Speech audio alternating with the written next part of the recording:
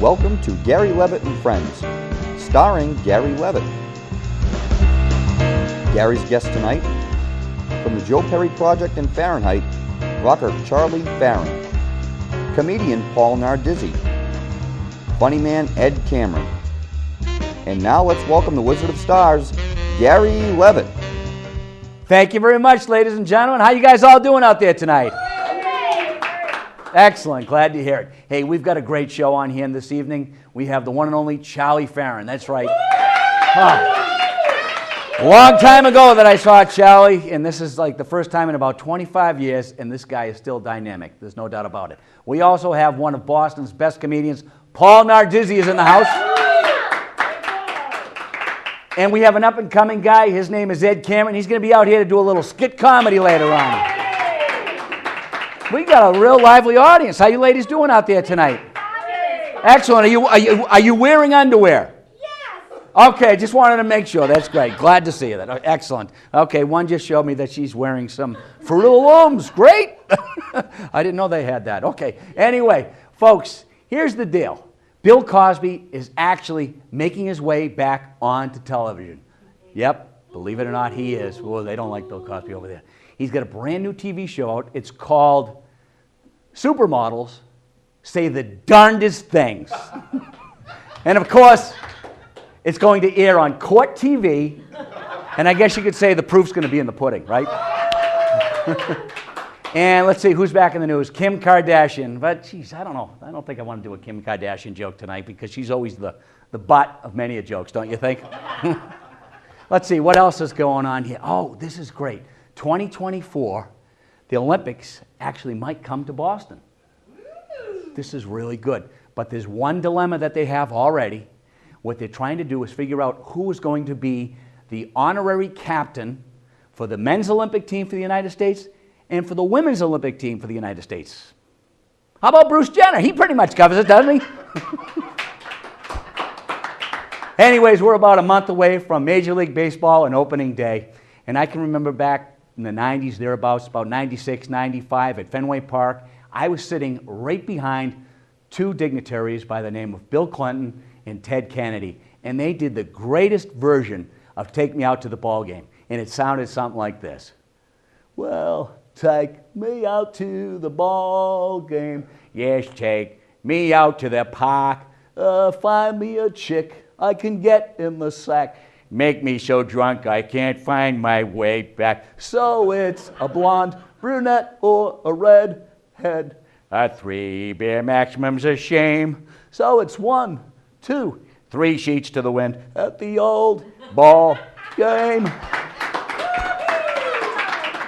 Tell you what, folks, we're going to be back with more Gary Leavitt and Friends, and Charlie Farren is going to be here with us.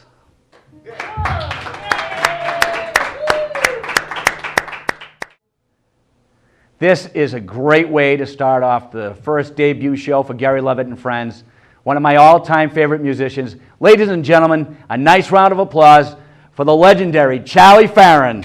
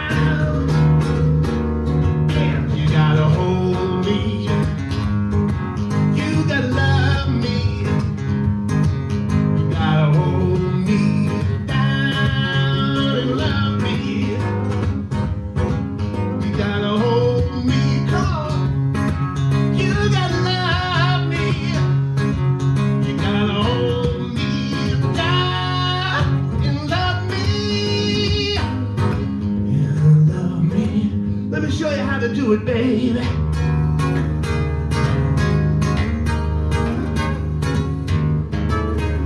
Yeah, come on. Nah, nah, nah. It's feeling love, yeah. You gotta hold me. You gotta love me. You gotta hold me down and love me. You gotta hold me. You gotta love me. You gotta hold me down and love me. And love me, come on. Hold me down and love me. And love me, come on, baby. Hold me down and love me. And love me, here we go. Hold me down and love me.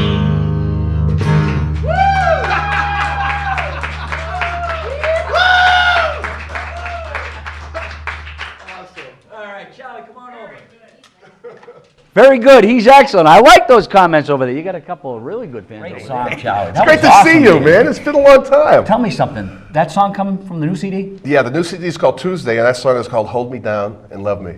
Awesome. I love playing that song. That is. And You're really into it. The funny thing about that is that I wrote the song as I was recording it. The recording came out fantastic. Yeah. But it has background vocals, it has keys, it has a groove. And then afterwards I said, how am I going to play this on guitar? Right? So I learned to play this way, and now I like this version better. It's tough for me to say whether you were more animated as a solo artist or whether when you were playing with Farren. Is it the same, or have you brought it up a notch? Well, I feel as though I have brought it up a notch. Thank you very much. Okay. But, you know, it's a different thing. It's a completely different animal. Playing with a band, in a lot of ways, is easier because you don't have to fill everything up. But playing with, as a solo, it's just so freeing. You know, I really, really enjoy it. It's my preference now. Great. We get together with the band once a year, and we have a blast. We do one show, kicking off the summer this year. Up at the Blue Ocean Music Hall. Oh, that's a great place to play. May 22nd. But we do that once a year, and then the rest of the time I focus on my solo performances. I'm trying to moving out to other parts of the country now. Right, where are you going? I heard someone said to me that you're going to be playing in Germany. We're going to be playing in Germany with my friends from Bose. Okay. And I'm moving next week. I'm going to Dallas and then St. Louis. I'll be doing some shows with Rick Emmett.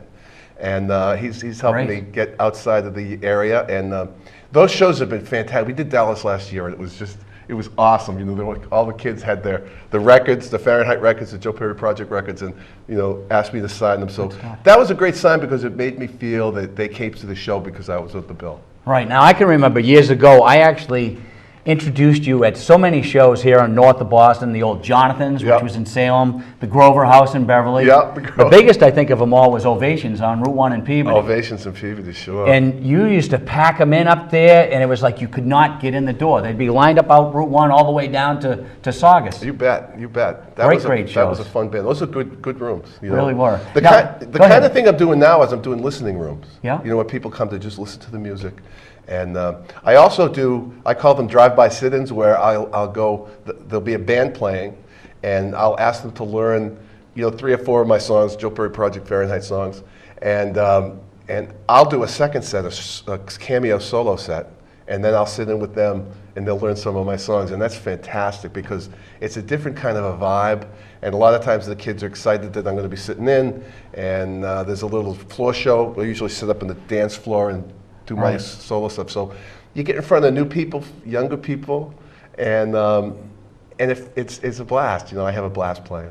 I have to say this. There's a group of guys from Peabody. They're called Fortune, and I've known them for a long time. Yeah. I think I've disc jockeyed all their weddings. I did one of those. I know you did, and I was going to mention that. And on Facebook, all they did is just laud Charlie. It's just like, this guy, and you're an icon for New England and Massachusetts. They're a fantastic band, and I'm trying to you know, figure out a way to get them on a bill with Fahrenheit one of these days. That would be a fantastic bill. Great band, and we had a blast. We did that just the other couple of weeks ago. That's great. Where was that show? I missed it. It was in Malden at That's right. Mix 360. Mix 360, right. Right on the Malden Saugus line. That's great. Now, you took a little bit of a hiatus from your music career. back about 20, 30 years ago? Quite a How long, bit. when did that take place? It took place, so that was probably about 28 years ago because I've been retired, so I'll tell you. Okay. So I toured with Joe Perry Project, I remember that. Fahrenheit, Yeah. and we just played, geez, everywhere, all over North America. Mm-hmm. And got to play with and meet a lot of really cool rock stars and stuff. I bet you did. But when my children were born, I didn't want to be on the road.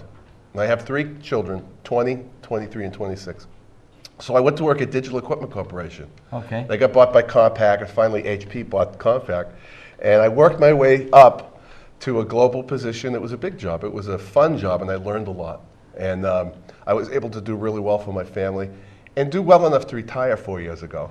Great. And just doing music now and having a blast. That's the best thing that you could possibly ask for. And I had such a busy, global job is 24/7, right? So it was such a busy job, I never envisioned me doing just music again. And so it's just like, it feels like a miracle, and I'm thankful for it every day. Kind of like a full circle, but you got the kids to complement it. And the kids are all doing great. Right. And so we have a blast. We've been married, my wife and I have been married 33 years. Congratulations, And she man. comes to the That's shows and awesome. does the CDs and cuts my hair and makes my clothes. Your hair, doesn't his hair look good? The women that are here in the studio are saying, how do we get hair like Charlie? I'm trying to figure out, does he look more like Donnie or Marie? He's a good-looking guy. And don't worry, I'm not coming on to you, but you're a good-looking guy. There's no doubt about it. Hey, tell me something. You're going on tour again as a solo act here and there. What are you looking to do for the next chapter for Charlie Farren? What is Charlie Farren's next chapter? Well, my strategy now is I look at my calendar, and if I'm free that day, I say yes. Okay. To this show, to anything. And I'm open, and I just think, it's about getting your music out there. I was encouraged when I went to Texas last year, and I really would like to get, Fahrenheit played and Joe Perry Project played in every major town in North America, many, many times. And the fellow who is producing the shows in Dallas was at the Texas Jam at the Cotton Bowl when we played down there. Oh, that's great. On the Boston tour. And he called me, he said, I'm a big fan, I'd love to get you down to Texas. So that worked out great, and now I'm doing more of those with him. And I want to get out to, Chicago, Detroit, Los Angeles, San Francisco, Houston. These are all places that we did great in as a band. And I want to go and bring my solo act into a little 150-seat listening rooms down there. And I know that people will come out, once they realize that Charlie Farren is the guy from Fahrenheit, they'll come out, So I'm looking for people that can help reintroduce me to some of these areas where we did so well for so long. I got buddies down in Nashville, so maybe we can get you down there. Oh, what do you think? Charlie Farren goes country. Sure. I told you, I bought a 5-string banjo and immediately wrote a song. Excellent. I want to hear that. The next time you're on the show, I'll you're going to bring bring the my banjo. banjo, yeah. Hey, you know what? You're a big sports fan. I read a lot of the posts that he has on Facebook, and it's kind of funny because you're big into all sports here in Boston. What's your favorite for all the sports, or the teams in Boston? You have to have one favorite. Well, right now, you got to love the Patriots. Of course, they're losing players like crazy. So, but you got to be excited about the Bruins right now. They're going to make the playoffs. They are. And you got to be excited about the Celtics because they're so fun to watch now. They have all these new kids. Young team that won it. They have a young team, and they're exciting to watch. And I predict they're going to make the playoffs. I believe you're right. I believe you're right. I haven't really gotten deeply into soccer yet, although I did do a couple of anthems for them down in Foxborough. Yeah. And I've done anthems for the Sox. I've done anthems for the Patriots. So it's exciting to do that. You did another anthem, I believe, for the marathon too. Am I right, or something like that? Well, I did one for the hockey team in Manchester. Okay. Then what's the name? I can't. They're escaping. The Monarchs. The Monarchs. Right. I do one for the Monarchs. Yep. And once people find out that you do anthems, you get calls to do anthems. I actually did. There was a yacht race that I did an anthem for, and it's a famous one, and I don't know anything about it, but doing anthems is fun. The first one I did at Fenway was before they had the new PA system in there. Oh boy. And so you're out in the field, and there's no monitor, and you sing loud, but it's such a big, noisy place that you can't hear your voice. Right. And the speaker is way, way back in the left field wall, so it takes a while for the signal to get to the speaker. It takes a while for the sound to get from the speaker to you. So there's a big delay, and then there's the slapback. Crazy. So how do you handle that? Well, you just don't get distracted. Now they have a fantastic PA system in Fenway, so that's not an issue anymore. In a way, it was accidental harmonizing because it was Charlie Farren singing and Charlie Farren. Oh, it's crazy! Right? It's crazy. You just have to get focused. And at Gillette, they wanted me to record it and then sing along with the recording. And I said, I'm a singer. I'm going to sing it. And they actually let me sing it live on the field. Super. That was awesome. That was fun. I bet it was. I bet it was. Pittsburgh Steelers. Yeah, that's my team. We won't talk about that. We got Paul Nardizzi who's going to give me a hard time later. So this is fantastic. It's great to see you. Yeah, nice to see you too. Hey, could you do me a favor? Yeah. Could you do one more song for us? I would love to. Excellent. And look, I'm such a pro, I'm going to remember to take my mic off. Wow, this is good, folks. He knows this better than I do. We're going to get Charlie Farren to do another song, folks. This is so good. This is the song. Can I tell you something about it? Yeah, go ahead. Take your I time. played this song at my wedding, at my daughter's wedding, and this is my #1 most requested wedding song. Most requested wedding song. It's a song that charted about 4 years ago. I did a duet with Candy O'Terry. And this got played across the country, and we had some people from the Pops play piano and do the string arrangements, and it's my most requested wedding song, a song called You Are the Only One.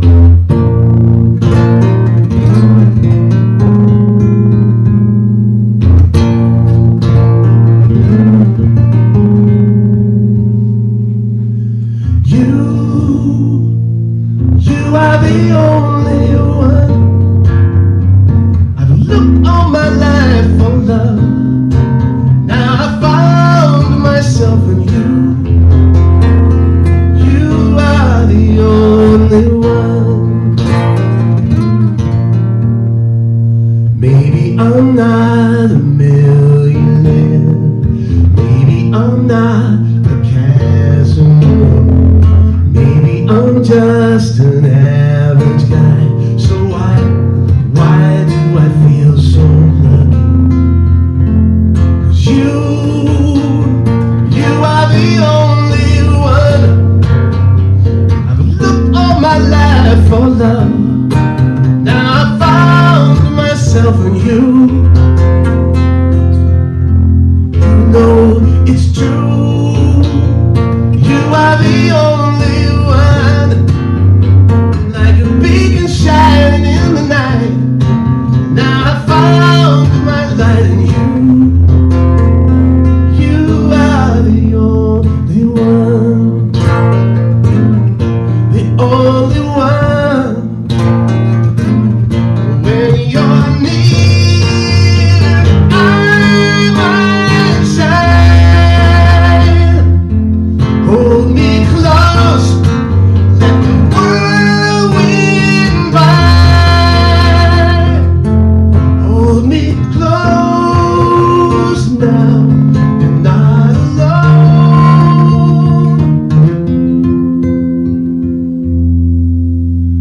Though disappointment I have had, plenty of times that I have fallen. The reason that I don't feel so bad is you, 'cause you are my one and only. You are the only one. I've looked all my life for love. Now I found myself in you. You know it's true. You are the only one. Like a beacon shining in the night. Now I found my light in you. You are the only one. The only one.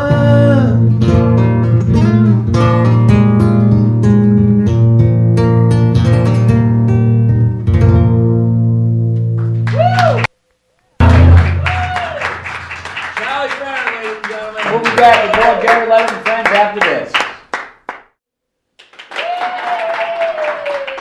Welcome back. Hey, thank you. I like these two ladies. They're going out with us afterwards. You are. Hey, we've got one of Boston's best comedians with us right now. I love this guy. I actually saw his act starting back in the 90s when I worked in radio, and I said, this guy's different than any Boston comedian. Very funny man. You're going to get to see him right now. How about a nice round of applause for the one and only Paul Nardizzi.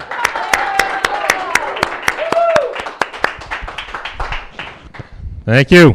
Thank you, Gary, for having me in for the big Woburn Cable Access show. Cross this one off the bucket list when I get back. Anyway, it's nice to be here, and I have 4 boys and a wife at home, which is, I like to tell people, 5 more than I wanted. No, I mean, kids are kids. We love them, but they're a pain. I got a senior in high school this year, so that's very stressful. He just got his license. Some of you parents know how that is. I'm trying to sleep at night, and I'm worried that something's going to happen to my precious little 16-year-old car. I bought him Xbox a few years ago. That was a bad move. He's hooked on Call of Duty, the video game, the battle game. He plays so much, he actually thinks he's been to war. That's how bad it is. I had the news on the other night. They were talking about Iraq, Afghanistan. He's like, they don't know what it's like over there. I said, why don't you grab another juice box and head back to the front lines? I'll send a Navy SEAL up to poke the straw through the tinfoil. Where are you stationed nowadays, the futon or the beanbag chair? Yeah, it's really getting bad. He came down on Veterans Day last year, looked at me and said, you're welcome. He's flunking several classes. History, you would think he'd be doing well in since he's playing these games. He's not. I saw his test on the kitchen table the other day. The question was, what happened at the Battle of Phnom Penh? He wrote, I really don't like talking about it. He evidently lost a lot of men out there that day. He is active, though. He plays soccer. I know Woburn's got a good soccer program out here, the turf field out back. I watch my fair share now of soccer. I saw the U.S.-Mexico game, which was at the U.S., which to the Mexicans is basically a home game. So in the middle of the match, a U.S. guy elbowed a Mexican in the face. They got what's called a free kick, so the U.S. set up a wall, and the Mexicans climb right over it. I won't go any further with that joke, but it's in the news. So, anyways, my wife and I get along pretty well, and we don't fit in a normal, family doesn't fit in a normal car with 4 kids. So my wife sent me out, said pick up a vehicle that will transport 6 people. I brought home 2 Ford Mustangs. I said, yeah, we can squeeze 5 in one, and I'll drive the other. I wish. Actually bought a minivan. It's always been a dream of mine to drive one of those sporty vehicles. I don't know about you guys. When I was in high school, my bedroom wall was covered with minivan posters. I had that popular one with a pregnant woman's leaning against the hood, surrounded by 14 kids, the husband's in the back with a rifle in his mouth. The worst part of the minivan is the windshield. The thing is gigantic. I mean, people are staring at me like I'm an exhibit at the aquarium. Hey, what's in this tank over here, Dad? Oh, that's a species that accidentally over-reproduced. They call them Irish Catholics. It's kind of ironic that she's wearing a seatbelt, yet she turns down every other kind of protection. Pushing the envelope with a couple of jokes here in the Woburn Cable Access, but that's what we do. So, anyways, my youngest kid, he's not out of the doghouse, I guess we should say. He got caught shoplifting. He's 4 at Walmart the other day. That's a horrible feeling as a parent to know that your kid's not good at something. We're walking out together. We got to the exit and the alarm's going off. I was calm because I knew I'd taken all the security tags off the clothes that I was wearing. So I go running for the car. He couldn't keep up because his Nikes are hooked together with a plastic loop. Well, you guys have been an awesome crowd of 6. I appreciate you coming out, and thank you very much. Turn it back over to the host. Thank you, folks. Welcome back. Here with me after a great set. I mean, a great set is the one and only Paul Nardizzi. Thanks for coming, Paul. How are you, man? I'm doing well. I'm doing well. You know, I've seen your act so many times, and I always laugh. You and do? the part that I like most about it is the self-deprecation thing, but it's not just self-deprecation for Paul Nardizzi, it's the entire Nardizzi family. How did you get to that point that you... Well, I mean, you have kids. I do. So you know, you Yeah. get up in the morning and they're getting under your skin. Uh-huh. You're just not writing it down, that's all. That's a good point, but you seem to have more characters in that family than I remember. Yeah, well, 4 boys. I mean, it's, you know, very aggressive house. I mean, me, 4 boys and 1 woman. So it's tough for her. Yeah. So there's a lot of humor in there, and I try to look for it. I don't have to mine it either. It's right there when you get up during the day. You know? That's good. Now, you've been at this game a long, long time. How many years have you been doing comedy? I started in 1990. I was working in Medford at a bank. That's where I met my wife, and tried like an open mic type thing. And I remember the first time I got up, to this day, like as soon as I got up there and got that first laugh, I was like, wow, this is what I want to do. So you just have to work at it and keep going to shows, building up your act, and then networking, and ultimately you're making a living at it. Now, did you get any practice at the bank? Oh yeah, definitely. Were the people that came in, or were the people that you worked with? Well, it wasn't that type of, it was an investment bank. Oh, I was okay, up okay, a in little the different. high floors working in cubes with other people. Yeah. It was a job and a half. Okay, Oh, I bet. Yeah. And you've made the transition into full-time comedy. Can we talk about your other job too? Or would you rather not? yeah. No, sure. Okay. Paul was actually a constable. Yes. And he's the type of guy that'll show up your house and serve you papers, right? Show up at your house, and soon it's not your house. Hopefully you never show up at my house doing that. It's like, what are you doing out here on my front steps? Oh, these aren't your front steps anymore, sir. See this paper? In 48 hours, you'll be late. What's this? No, I joke. I mean, it's a serious job, though. I mean, these people, you know, it's both sides. People always say, it's not hard to do, but the guy who they're paying rent to is going to go, he's going to be bankrupt if you don't. That's how the system works. Right. Both sides need to make money and pay money, so. And you're kind of like the referee in a way. Yeah, my job is just to keep the peace and, you know. Good. Yeah. That's excellent. Now, you've had quite a bit of success. You've been on Conan O'Brien. Yes, three times. I 3 was on it. times. And tell us about some of the other things that you've done. I mean, the highlights of Paul Nardizzi's career. I threw out the first pitch at the Lowell Spinners. Hey, not bad. That's pretty good. It was, I mean, to me that was cool. It was really, I hit an usher in the head. I don't throw well. So free popcorn though. I did 3 Comedy Central cartoons that Dennis Leary produced. Yeah. And I did A&E's Evening at the Improv, which I think every comedian in America's done. And I did Nesson. I did 2 of their Comedy All-Star specials. And then I did the show called Roughing It, which was like a reality show. I was with remember that, Lyndon yes. Byers, who's hilarious, and Ken Linsman he mentioned the Bruins earlier. Ken Linsman and Jackie Flynn. Actually, So it's I me and remember Jackie Jackie Flynn, against yeah. those 2 competing in things we've never done before, sled dog racing and skeet shooting and all this. That's great. Yeah. Hey, now, your style is different than any of the Boston comedians that I know, and I've seen them all, and we got some great comedians here in Boston. Who actually inspired your type of delivery, or the Paul Nardizzi formula? When I started, I would say Dennis Miller was that was when the light bulb went off for me. He had a special on HBO. And to be honest, I was ripping him off when I started. I mean, I was trying to be, because you don't have your own persona. Yeah. So you're up there and you're like, what do I sound like? So I'm telling my material, but I'm using his voice, and a guy came up to me from Pittsburgh, Billy Martin, who was now writing for Bill Maher, and he knew Dennis Miller. He came up with him and he said, I know what you're doing. He said, you got good stuff. You don't need to do Dennis Miller. Just be yourself. And then you detour off that and just sort of become who you are. And that you've done. Now, you've Yeah. got a couple books. 1, 2, no, you have more than, how many books you have? I wrote a book called 602 Reasons to be Pissed Off. Okay. You want to tell us one of them? I don't even remember. Oh, okay, all right.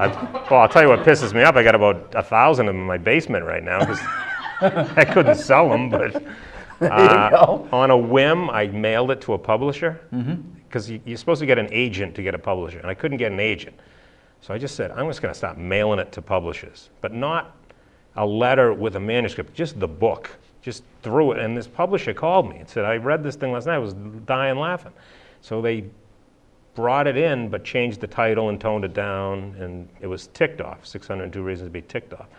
And right before it was released, she left the job. Oh. And this lady was behind me, and once she left, I had no backing. So I got a big royalty, but I never sold beyond that royalty. So they look at it like it was a failed project. So we could have actually brought a lot of those books here tonight and sold them here. Yeah. I mean, I think they think I owe them money. oh, okay. Is that what- They send me statements, and there's a negative on it. No, it's not my fault. You gave me a big upfront, and you didn't sell enough because you didn't help me. You know what I mean? Like, it's like, there's another similar story. Okay, XM Radio plays your comedy if you send them a CD, and you get royalties from it. The government came in and said, you can't play this, and he knows from radio play, you get cents on the dollar for music. They hit us up, and you get a lot of money for this. I was getting checks, constantly getting checks, and I'm like, this is great. But then one time I didn't get a check, and I called them and I said, I didn't get a check this month. You guys stop playing me? Well, as it turns out, they liked my material, but what happened was I have a bit called The Olympics, and Alonzo Bowden, who was on Last Comic Standing, has a bit called The Olympics. Yeah. So they were playing his bit and paying me. So I literally owe them money. They said, you're the only comedian in the country, you owe us. We're not going to charge you, but we're not going to pay you for another 2 or 3 years because you've been I was getting like $1,000 checks. And, probably 200 of it was legitimately mine, and 800 of it was from his, because when he was on that show, they were probably playing that clip constantly. Well, I guess the joke's And on them then, yeah. right? Yeah. That's funny. So I owe a publisher and I owe XM like thousands of dollars, but Now, who cares? this is funny. Paul and I actually have known each other from back in the 90s when I worked in radio, and he would come into the radio station on the old WCGY. He'd perform a little bit, and then I hooked up with you a little bit at the comedy clubs. But within the past couple years, we've embarked upon a TV show. We won't get too much into it, but it's basically an animated show that I had started back in '98 with Woburn's own Nick Paleologos. It was a sitcom, but I could never get it off the ground. And finally, because lack of funds, basically, Nick Paleologos said to me, he said, look, you are an impressionist. You could be all the characters. Make it a cartoon, which we did. But it still wasn't that funny. It was just kind of like Mets. I brought Paul on, and it's now being shopped out in L.A. I think that's pretty good. That's how good Paul is. How about, and it's funny, because Paul is a stand-up comedian. He is my favorite, number one. But number two, as you saw in his act here tonight, it's kind of like skit comedy. So the transition from your stand-up to the cartoon was not too much of a stretch. Yeah, I mean, when you're writing, it's a lot of dialogue. And I try in my act to do bits where I'm snapping at someone, my kid. Like the bit about my kid is me saying those things to him. So when you're writing the script, it's dialogue, because each of the characters are talking, so it kind of helped. And don't forget, we had Ed Cameron, that's right, later, who jumped in and came up with some really good additions to it. We're going to see Ed in a little bit. Yeah. Excellent. Well, ladies and gentlemen, how about a nice round of applause for Paul Nardizzi. Thank you. Very funny guy. Thanks for being here tonight, Paul, and of course, watch out for that show. I love the socks. You look like you just stepped off the golf course to host the TV show. There they are, the white socks. The old Archie Bunker. Jeez, look what you did, meathead. Well, Leno's got the chin, and Letterman's got this thing. Your thing is the white socks. There you go, folks. I think we should do it. All right, we're going to be back with more Gary Leavitt and Friends right after this.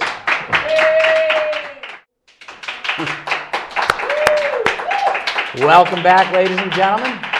We've got time for one more segment tonight, and this was by surprise. I actually meant some guy from Lynn here who actually was holding a sign while out on the street corner saying, I'll do movie reviews for French fries. So that's why he's here. So some guy from Lynn, take it away. Where's my French fries? Oh, yeah, that's right. We got to get those. Okay, so this week I saw 3 movies. I saw The Birdman. For some reason, the movie had Arabic titles. It was hard for me to get through that. I just couldn't really, concentrate on the film. I'm looking at this guy like I know him from someplace, but I couldn't place him. Anyways, stinker of a movie. Horrible, horrible movie. Next, I saw American Sniper. Now, this one, the camera work was flawless. The audio synced up. It was a great, great bootleg. I got to give props to Bobby, the bootleg over there in Lynn. Right off the Lynnway, just dodged the alcoholics. Now, the last movie was 50 Shades of Grey. Horrible, horrible movie. This thing, geez, where do I start? Anyways, I paid for this one, saw it in the theaters, and it was horrible. The entire experience, I had a gentleman behind me just breathing in my ear. I cut loose. I got out of that place. That was horrible. So, those are my movie reviews. Where's my French fries? You want to get him his French fries? Oh, I got it. Batman. The guy was Batman. Now it makes sense. Now it all makes sense. The Birdman, he was the Batman. Okay. I got you. All right. All right. Some guy from Lynn. Ladies and gentlemen, thank you very much for tuning in tonight. Actually, this is funny man Ed Cameron, who is another one of the threesome that is writing this brand new TV show that we hope to see on network someday. Also, we had Paul Nardizzi here with us this evening. Didn't he do a great job? And last but not least is Charlie Farren. As a matter of fact, Charlie's going to take it away. Take it.